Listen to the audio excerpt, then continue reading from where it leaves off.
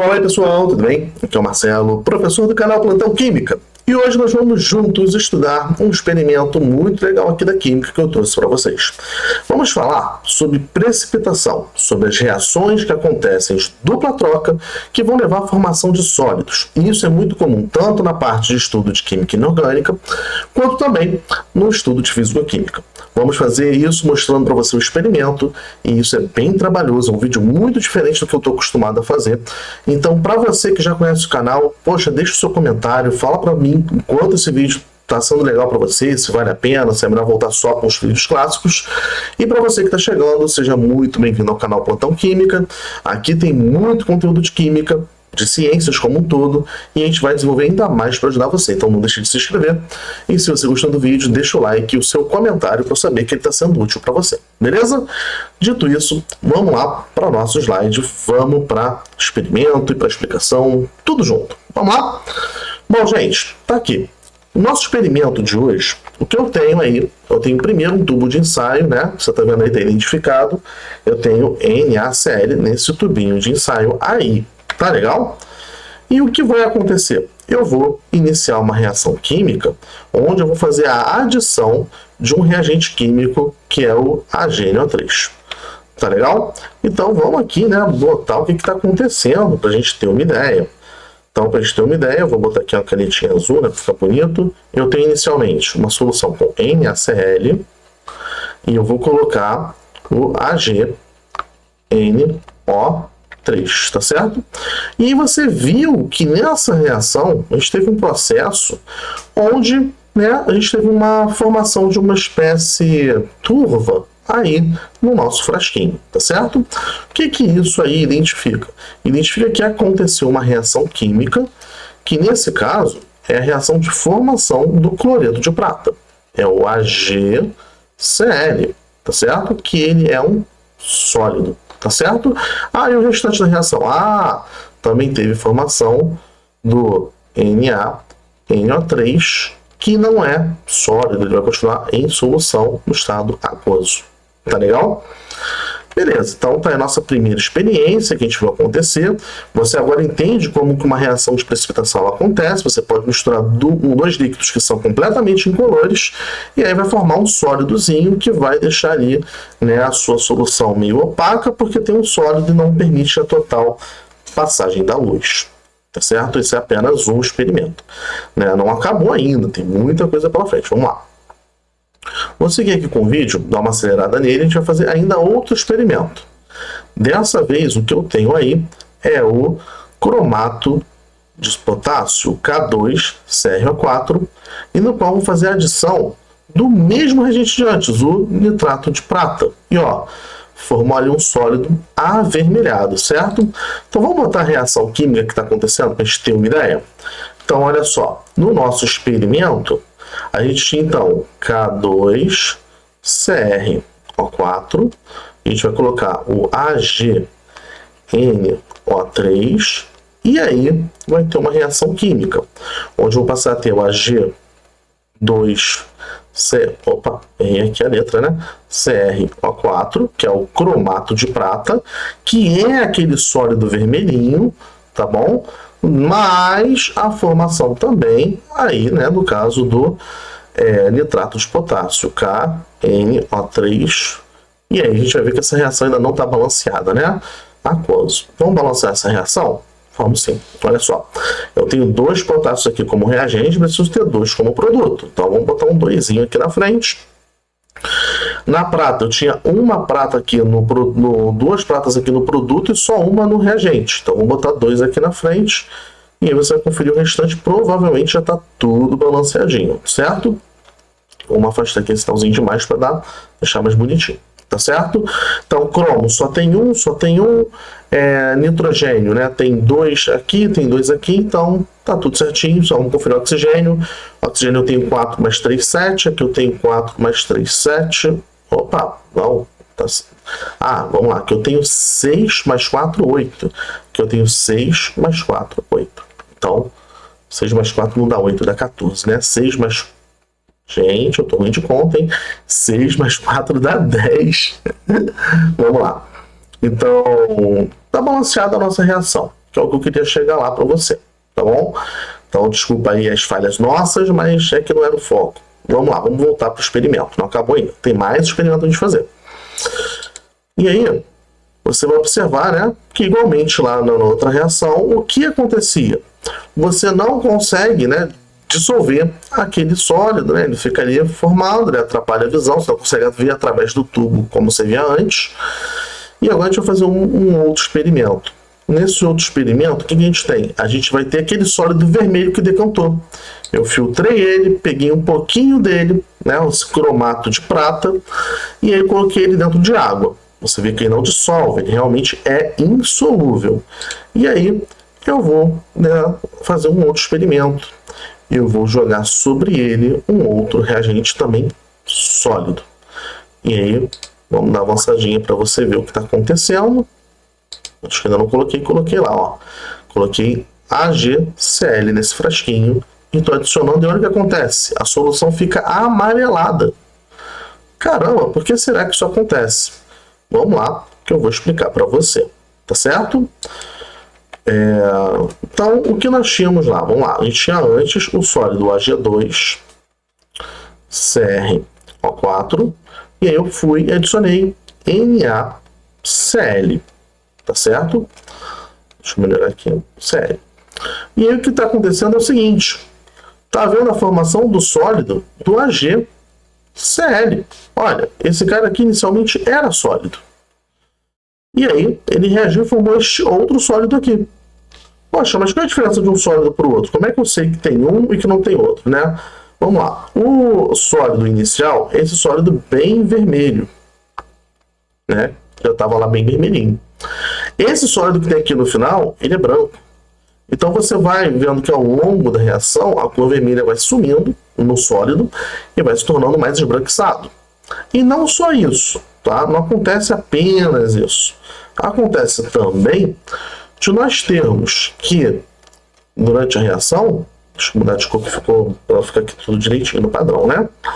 Ficou também que o cromato, ele vai formar cromato de sódio. Vai formar o Na2CrO4. E como você viu lá atrás nas reações anteriores, o cromato de potássio, ele é uma solução amarela.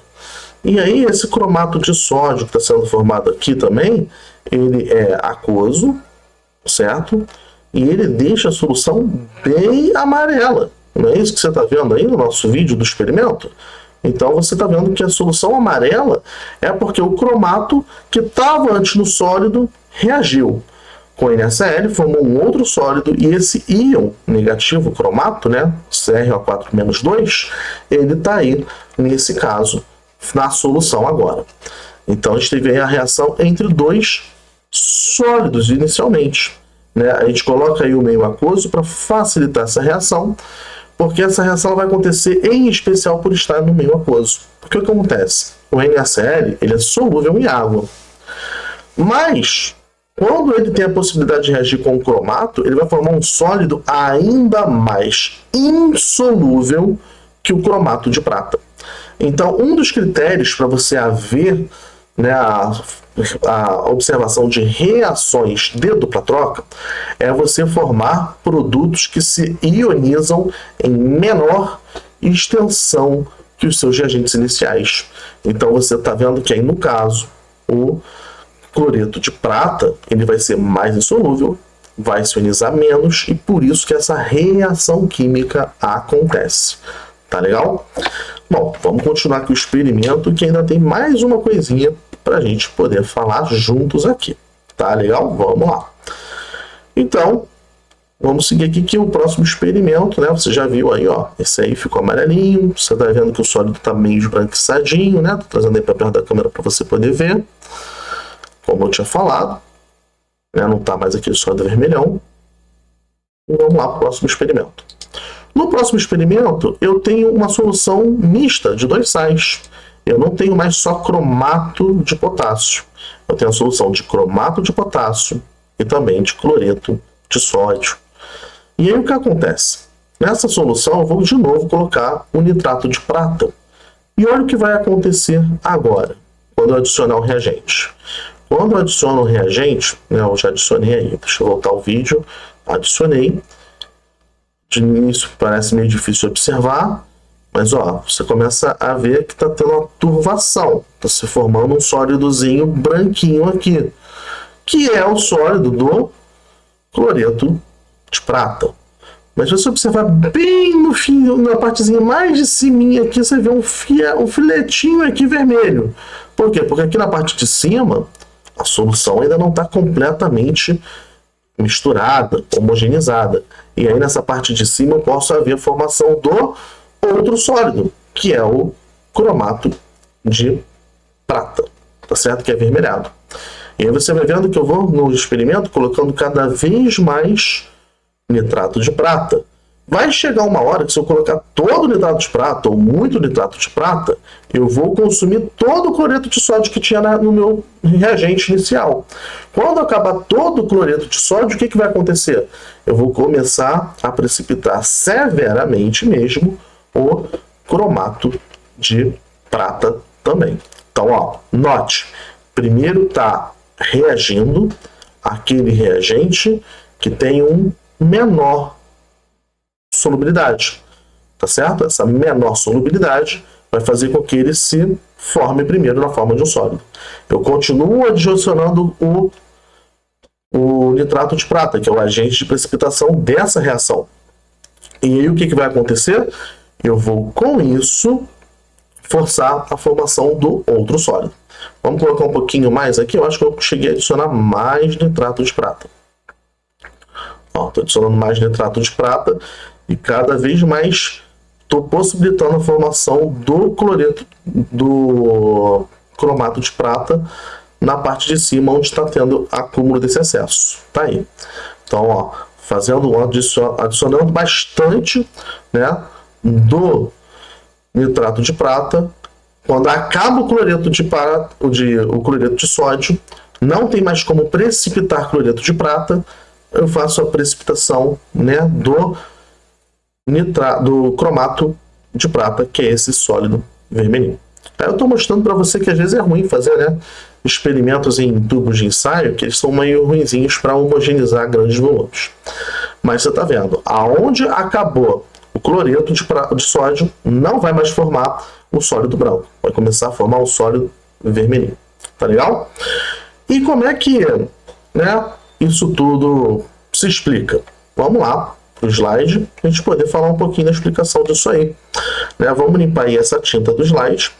E aí o que acontece? Nesse experimento, né, o que nós temos que saber? Nós temos que saber o KPS do cloreto de prata. Né? Como é que é o KPS do cloreto de prata? É só você lembrar de equilíbrio químico. Eu vou ter o AgCl se ionizando, né, que é o equilíbrio do produto de solubilidade. Isso significa KPS. Formando íons Ag+, formando íons Cl-, íons prata e íons cloreto. E aí o KPS é 1,8 vezes 10 a menos 10, tá certo? Então, olha, inicialmente eu tenho aqui o nosso sólido, vou formar uma quantidade X de prata, uma quantidade X de cloreto, e aí o meu KPS, né, constante do produto de solubilidade, no equilíbrio químico vai ser igual a x ao quadrado, onde x é a solubilidade, é o quanto você consegue dissolver. Então, fazendo essa continha, você vai ver que seu x vai ser igual a raiz do KPS, ou seja, raiz de 1,8 vezes 10 a menos 10. Tá certo? Eu cheguei a fazer essa continha, tá certo? Fiz no Excel, deixa eu copiar aqui o valor para vocês. Dá 1,34 vezes 10 a menos 5. Então, x aqui é aproximadamente, né? Não é o valor exato, 1,34 vezes 10 a menos 5. Tá certo? Então, copia aí esse valor. Esse aqui é o valor, né, da solubilidade do cloreto de prata. A partir de uma quantidade superior a isso de cloreto de prata na solução, vai formar o sólido. Tá certo? E para o outro reagente, para o cromato de potássio. Vamos apagar a tinta novamente e fazer agora o cálculo para o cromato de potássio. Para o cromato de potássio, conta um pouquinho diferente por causa da reação de ionização dele não ser igual à estequiometria, ser um pouquinho diferente. Então, na sua reação, você tem que tomar cuidado com isso antes de sair aplicando os cálculos para o KPS e para a solubilidade. Você vai ter formação de 2 íons Ag+, 2 íons prata, mais 1 íon CrO4 menos 2. Ou seja, quando esse sólido se dissocia, se ioniza, né, para ser mais correto, ele se dissocia, né, ele vai liberar 2, né, do íon prata para cada 1 do íon cromato.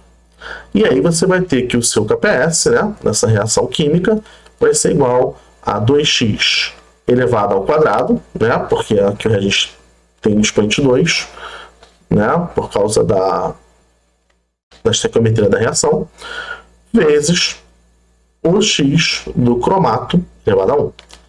Então, fazendo essa continha, o KPS ele é igual a 4 vezes o x, que é a solubilidade, elevado ao cubo. Então, fazendo aqui a conta, você vai ter que a solubilidade vai ser o quê? Vai ser o valor do KPS, que é 1 vezes 10 a menos 12, certo? Dividido por 4, e todo esse númerozinho aqui tirado da raiz cúbica. Bom, eu já fiz essa continha, vou anotar para vocês o valor. Deu aproximadamente 1,31 vezes 10 a menos 4, né? Comparado com o da prata com o cloreto, né, que tinha dado 10 a menos 5, você está vendo que 10 a menos 4 é um número maior. Ou seja, o cloreto, né, de prata, ele tem uma solubilidade menor que o cromato de prata. E aí, por isso, o cromato de prata ele só vai formar no fim da reação. E aí, o legal desse experimento é porque ele serve para justificar muita coisa que a gente faz quando a gente tem uma análise chamada argentimetria. A argentimetria é uma análise onde nós usamos o reagente nitrato de prata para reagir com cloreto, que a gente quer determinar a quantidade de cloreto de uma determinada amostra lá da natureza, ou da indústria, que a gente quer. Por exemplo, a gente faz isso para descobrir o quanto de cloreto tem na água mineral, ou na água que chegou do abastecimento público. Por quê? Porque a gente tem a adição de cloro como uma das etapas, né, do saneamento dessa água. E aí, só que ter cloro demais aqui no consumo é ruim, porque vai deixar características organolépticas inadequadas. Então você pode ir lá, pegar uma amostra de água em casa, fazer a reação de titulação, fazendo a adição de cloreto de prata. E aí você vai formar esse sólidozinho branquinho, opaco, até que essa reação acabe. Como é que você vai saber que a reação acabou se ela está toda esbranquiçada, você não sabe se está formando mais sólido, só de botar mais uma gotinha? Você, junto com o cloreto de prata que você está tentando quantificar, você vai adicionar na amostra um cromato de potássio. E aí o cromato de potássio vai reagir com a prata quando todo o cloreto acabar, formando um sólido vermelhinho. Então, na titulação da argentimetria, por este método, quando acaba todo o cloreto, você pinga a próxima gotinha, ela fica vermelhinha, o sólido. Então, você sabe que acabou. E aí você leva isso para fazer todos os seus cálculos. Tá bom, galera? Então, essa é uma aula para explicar o princípio, né, da funcionalidade, o princípio da titulação por precipitação, ou da volumetria de precipitação. É assim que esse tipo de prática funciona. Então, se você provavelmente está fazendo no seu laboratório alguma determinação, provavelmente de cloreto, este é um dos métodos. Existe o método de Mohr e o método de Vollard. Eu acho que você, provavelmente, dependendo de onde você está estudando, você vai estudar apenas um deles, que é este que eu estou apresentando, e aí eu vou deixar para você fazer uma pesquisa. Esse método é o método de Mohr ou o método de Vollard? Bom, deixa aí nos comentários se você já descobriu o método, deixa eu saber que eu te ajudei, e muito obrigado pela sua audiência, galera. Tá aí o nosso vídeo, espero ver vocês aqui mais vezes. Até logo e bons estudos!